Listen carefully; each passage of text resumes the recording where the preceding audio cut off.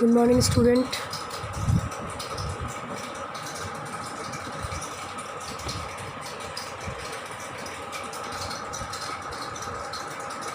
This is your next video for income and expenditure expenses, illustration 34.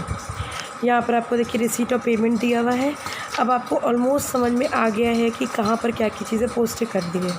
Cash balance यहाँ पर दिया है, तो कैश बैलेंस को हम ले जाते हैं ओपनिंग बैलेंस शीट में।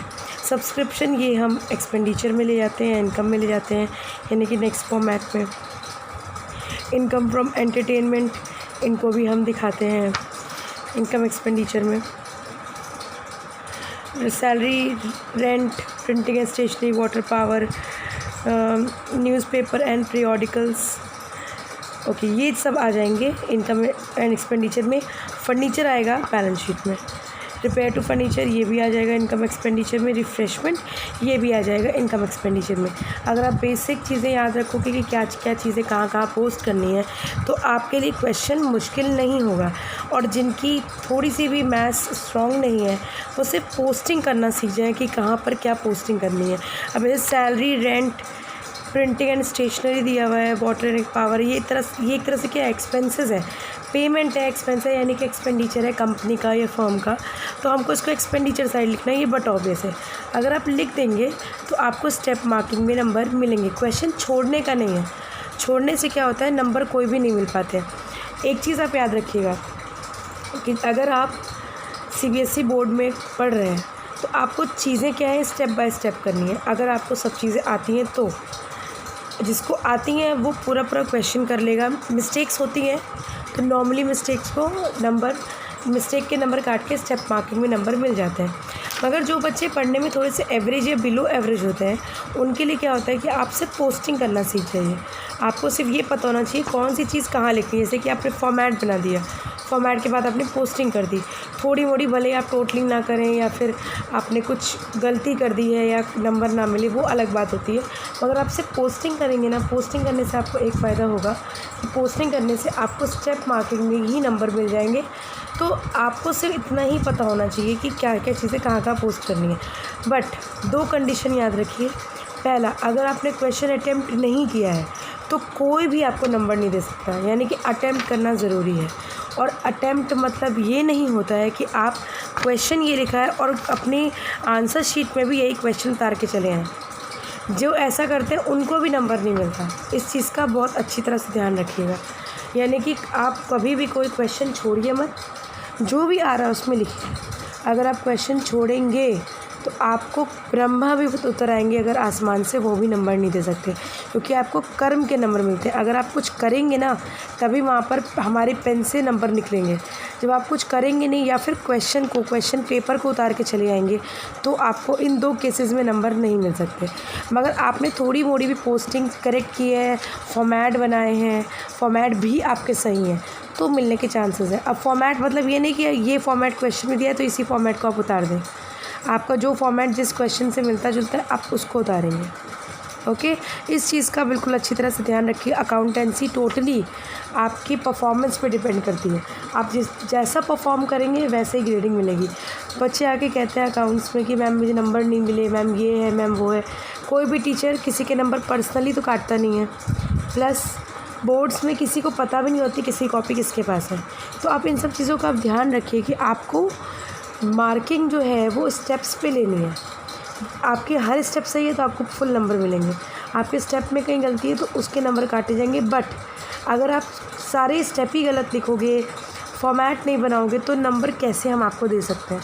तो अकाउंटेंसी में, CBSE बोर्ड में आपको इस चीज़ का बहुत ध्यान रखना है कि मुझे कैसे कैसे पोस्टिंग करनी है।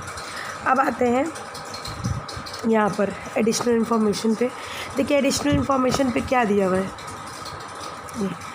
The number of members of the club was 500 and the membership subscription was 20 per month। यहाँ पर ही सब्सक्रिप्शन की मेंबरशिप फ़ीस दी हुई है।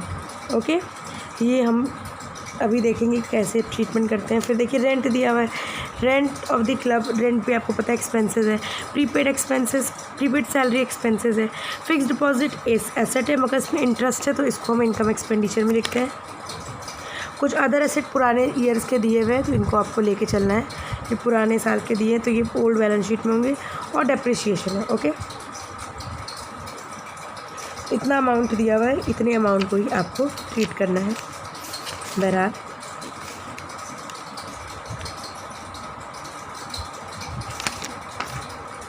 ओके, मैंने अभी आपको बताया था कि इसके बारे में हम डिस्कस करेंगे। The number of members of the club was इतना, तो यहाँ पर सब्सक्रिप्शन दिया है। सब्सक्रिप्शन हमारा असेट और लाइबिलिटी नहीं होता, तो यानी कि ये भी इनकम एक्सपेंडिचर में ही ट्रीट होगा। मेंबरशिप फ़ीस है ये। ठीक, अब आते हैं क्वेश्चन को सॉल्व करने में। पहले तो हम देखेंगे यहाँ पर कैश कितना दिया है। उठा के कैश लिख दीजिए। कहाँ पर आप लिखेंगे ये। ओके, फिर आता है पुराने असेट। देखिए पुराने असेट में क्या क्या आ रहा है, फर्नीचर, तो फर्नीचर का अमाउंट हमने लिख दिया। स्पोर्ट्स इक्विपमेंट है 40,000, ये हमने लिख दिया। उसके अलावा फ़िक्स डिपॉजिट दिया हुआ है 50,000 का, वो हमने लिख दिया। अब आते हैं आउटस्टैंडिंग सब्सक्रिप्शन।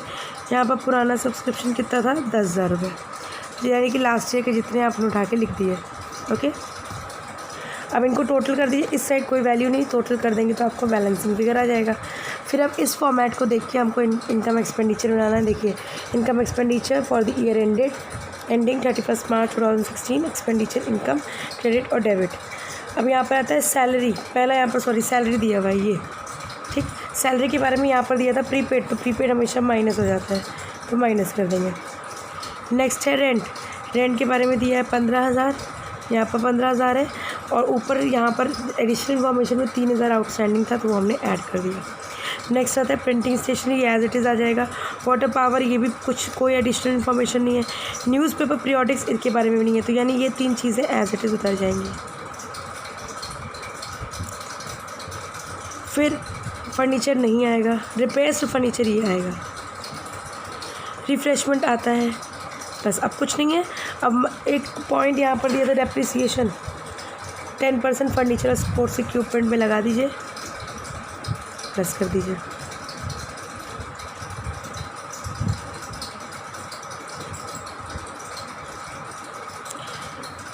देन आते हैं सब्सक्रिप्शन। अब यहाँ पर मेंबरशिप सब्सक्रिप्शन कितना है, 1 लाख रुपए। 1 लाख आप लिख देंगे करंट ईयर का, 1 लाख।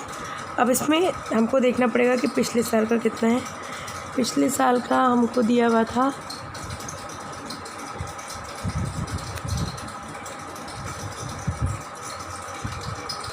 यहाँ पर, देखिए यहाँ पर पॉइंट था, मैंने कहा था सब्सक्रिप्शन जो है वो यूज़ होगा इनकम एक्सपेंडिचर में। 500 है यहाँ पर। ठीक, यानी कि एक मेंबर की फ़ीस जो है वो 500 रुपये। और कितने टोटल मेंबर है, मेंबर 500 रुपये, और कितनी फ़ीस है उनकी, 20 पर मंथ। यहाँ पर मंथ, तो इसको एनुअल भी कन्वर्ट करेंगे, तो 500 × 20 कितना होगा, 10,000। 10,000 × 12 यानी कि पर मंथ का एनुअल कन्वर्ट करेंगे तो ये आ जाएगा 1,20,000। ओके, 1,20,000 में हमने पे कितना किया है, सिर्फ इतना, यानी कि 20,000 कितना बचा आउटस्टैंडिंग। 1 लाख हमने पे कर चुका है, 20,000 बचा आउटस्टैंडिंग, तो 20,000 को हम प्लस करके यहाँ पर पूरी वैल्यू लिख देंगे। फिर आता है इनकम फ्रॉम एंटरटेनमेंट, 2,000 रुपये, ये एज इट इज़ लिख देंगे।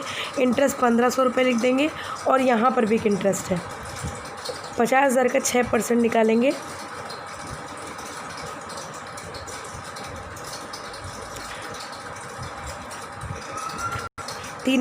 तीन साल के हिसाब से, तो आ जाएगा ये 1,500। इनको प्लस कर दीजिए। प्लस करने के बाद अब आपको टोटल करना है। जिस साइड ज़्यादा होगा, जैसे इस साइड का ज़्यादा, यहाँ पर 1,20,000 लिखा है, यहाँ पर इससे बड़ी वैल्यू है नहीं, तो 1,20,000 ये सब प्लस कर देंगे। प्लस करने पे आएगा 1,25,000। 1,25,000 यहाँ पर भी उतार देंगे, और इस साइड का टोटल से माइनस कर देंगे, ज़्यादा को कम से माइनस कर देंगे। माइनस करने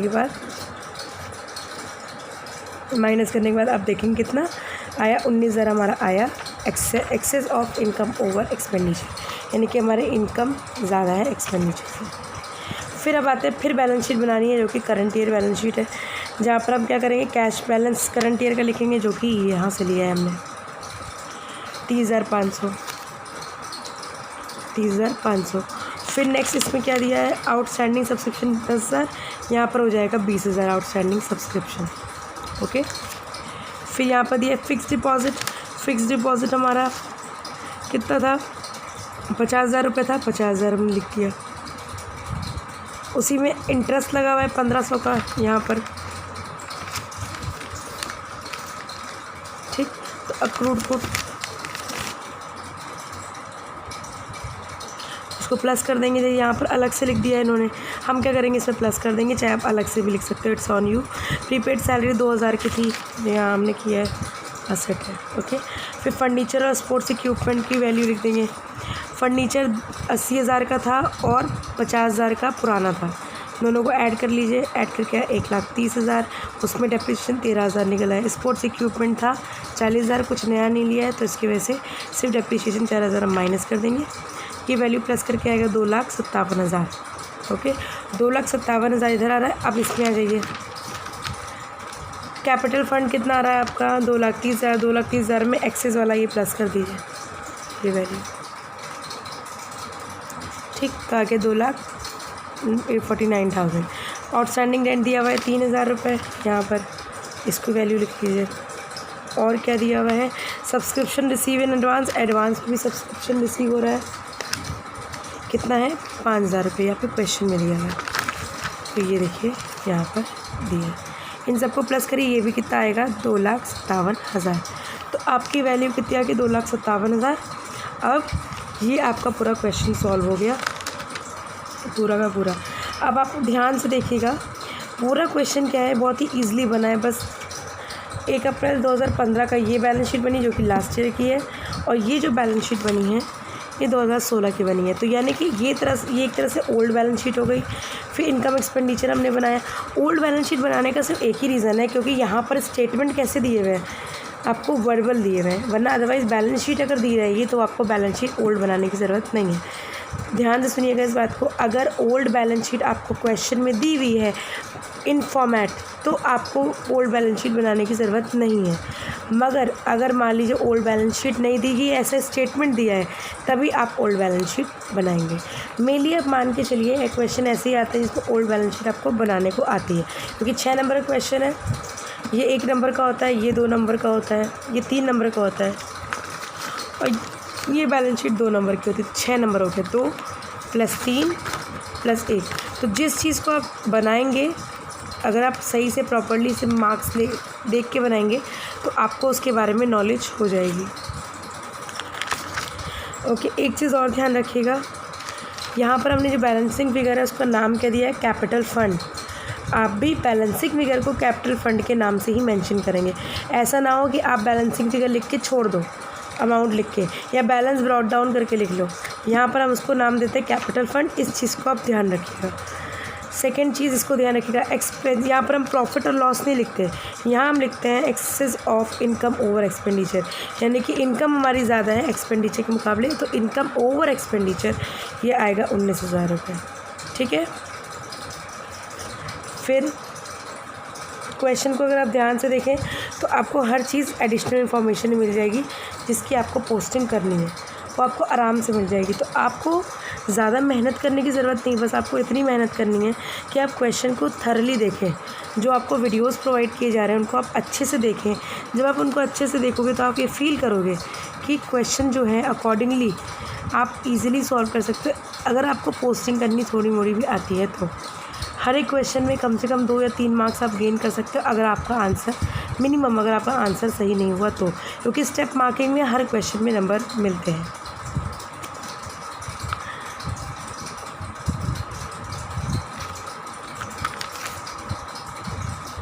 एक चीज़ और ध्यान रखिएगा, देखिए यहाँ पर रिसीट और पेमेंट दिया हुआ है, ओके। रिसीट और पेमेंट, आप जब इनकम एक्सपेंडिचर बनाते हो तो वहाँ पर देखिए एक्सपेंडिचर और इनकम यानी कि क्रॉस हुआ।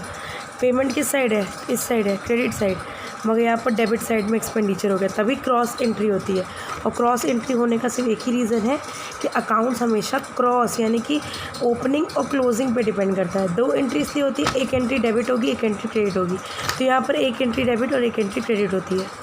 उसके अलावा हमने एक चीज़ और डिस्कस की थी क्लास 11 पे, जो कि यहाँ पर लागू होती है। एडिशनल इन्फॉर्मेशन की जितनी भी चीज़ें हैं वो 2 बार बताई जाती हैं, यानी किसी भी फॉर्मेट में 2 बार ली जाएंगी। मगर जो ये होता है रिसीट जो पेमेंट, इनका एडजस्टमेंट एक ही बार ट्रीट किया जाता है। जैसे यहाँ पर सैलरी हुई है ट्रीट, तो यहाँ देखिए एक बार सैलरी ट्रीट हो गई, इसके अलावा कहीं पर भी ट्रीट नहीं हुई। बट जैसे यहाँ पर रेंट है, प्रीपेड है, तो रेंट प्रीपेड यहाँ पर भी हुआ और बैलेंस शीट में भी हुआ। ठीक है, बैलेंस शीट में भी हमने आउटस्टैंडिंग और प्रीपेड लिखा है। आपको इस चीज़ का ध्यान रखना है कि जो भी आप क्वेश्चंस प्रिपेयर करें, तैयार करें, उनको अच्छी तरह से तैयार करें। Thank you.